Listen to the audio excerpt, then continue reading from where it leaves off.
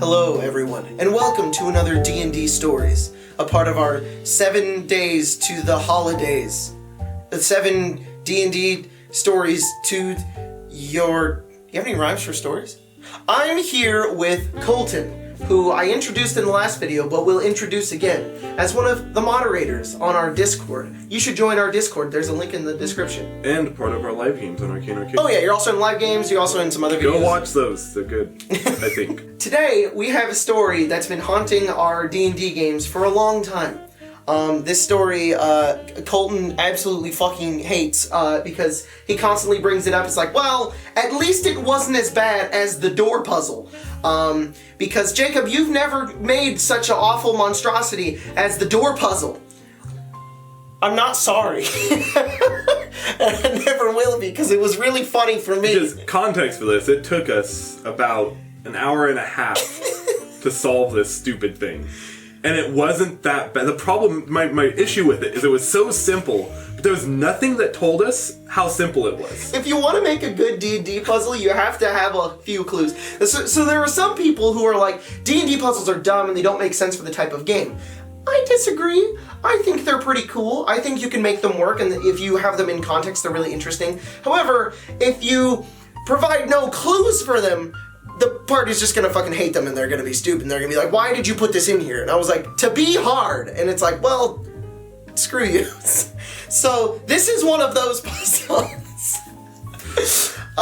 The party this is one of our old games from 3-4 years ago. The party is currently having to complete these temples that are all different themed, because I really liked Zelda and that was my part of the game. And one of the temples they had to do was like this light temple, basically, and it was like on this flowing river, and they had to go out onto it, and when they went there, there was like this a cult of people who had like taken up space in this beautiful temple, because the entrance to the temple, the thing they needed to get, which I can't remember what it was. It was like, basically like, one of the Infinity Stones, I think. It was basically an Infinity Stone. It was like, get all the stones and we'll get power, basically. Yeah, I think that's what it was. So you guys had to go there, but I was like, well, okay, I made the dungeon, but I need it to be a little bit harder to get into, other than just like, oh, we go into the dungeon. A little bit. So I was like, okay, I'll just put a little puzzle before it, and they'll have to figure it out.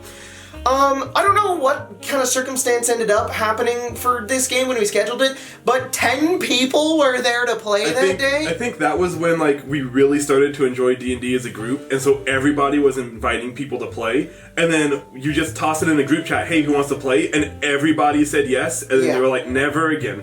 Yeah.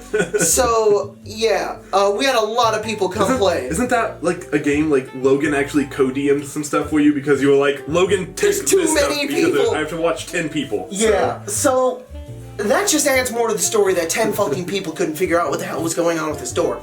So the party makes their way in, there's all these people there, and they're like, oh yeah, we can't get past this door, we don't know what it is. And so the party's like, well, we're the heroes, we know what to do here. We can figure it out. No, we can't. They make their way in, they find the door, and the door is just this very intricate door with carvings on it. And everybody's like, is there any writing on it? I'm like, no, there's no writing on it. That question was only asked like 1,800 times. Is there any writing on it? I speak all these languages. I'm like, no, there's no writing on it. There's no handle. It doesn't open. And so somebody walks up and says, open. The door sprouts a hand and backhands that person, and they take 1 damage. And they're like, well, what the fuck? What? And so then we tried knocking on the door, because we're like, maybe we have to be polite. Fuck you! That's not the answer. And someone walked up and gave it a middle finger, and it gave a middle finger back. Yeah, and it slapped with the middle finger. Yeah. And everybody's like, okay, have you guys tried anything with this door? And the dudes are like, no. And me as DM, I'm like, why would I just tell you? Like, oh yeah, we figured it out. We've just been standing out here. Like, no, they don't know. Well, we were hoping to lower the number of options, I think. Like, right. Like, we didn't expect them to be like, yes, we know the answer to everything. It was more like, hey, what doesn't work? So everyone gets slapped again. So everybody's getting defeated. It's been about an hour. Nobody knows what to do. Everybody's frustrated. It's been an hour, and we took a long rest in game to try to figure this out. Everybody's like rolling, and I'm like, I have to not just give this to you, because this is when I was a bit of a newer DM and I was more of a dick. And I was like, nope, I'm not gonna give you what you want. And it didn't help that none of us rolled well on intelligence checks to figure out what the door did. So everybody's just like, God, Jacob, why did you make this? And I'm like, I thought it would be fun. So the party is trying all these different things. They're attempting, they're like role playing, they're doing other stuff, and they're like, what do we have to do again? We have to go through this fucking door. And Colton just look at the door and I'm like, will you please open? Just please. And the door opens. Because that was the answer. Is that all you had to say was please.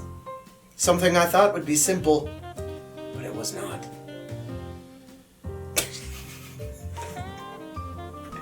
And I never did something like that ever again because everybody was fucking pissed. All you had to do was say please. The one word nobody said to open the door. Like somebody, I think Logan got really upset too, or I think it was Spencer who was just like, I said that. And I was like, no, I think you said, could you open? Like you asked it. You had to specifically say please. Nobody said please.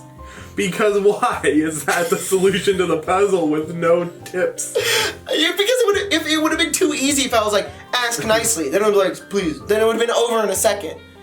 So I had to make it convoluted. But it was too convoluted. This puzzle haunts me to this day of this tiny little shitty game that we played. And Colton's always like, you can go and watch Sunder on Arcane Arcade. And Colton's like, at least it's not the door puzzle. At least it's not the door puzzle. And in the first game, you guys do a door puzzle. In the very first game of Sunder, and you're like, please open. And you're like, please open. I'm like, it's not that, Colton. God damn it. So yeah, this shit haunts us for years. But that's the time when Jacob made a stupid door puzzle and Colton hated him forever.